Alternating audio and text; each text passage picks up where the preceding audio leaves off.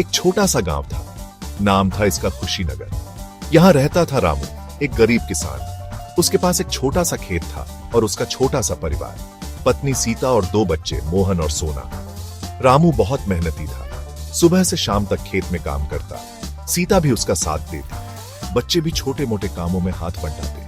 परिवार में खुशियों की कमी नहीं थी। थोड़ी सी फसल से ही उनका गुजारा हो जाता। एक दूसरे का साथ, बच्चों की हंसी, यही उनकी असली कमाई थी। रामू अक्सर कहता, जहां प्यार होता है वहां गरीबी नहीं होती। एक दिन गांव में एक सरकारी अफसर आया। उसने किसानों को नई खेती की तकनीक बताई। उसने बताया कि कैसे कम पानी और कम खाद में अच्छी फसल उगा सकते हैं। रामू ने ध्यान से उसकी बातें सुनी। उसके मन में एक नई उम्मीद जगी।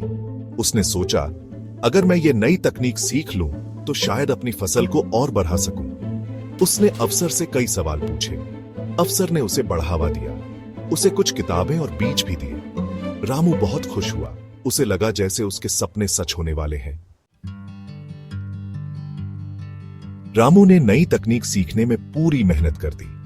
उसने किताबें पढ़ी, अफसर से सलाह ली और अपने खेत में नए तरीके से काम शुरू कर दिया। सीता और बच्चों ने भी उसका पूरा साथ दिया। धीरे धीरे फर्क दिखने लगा।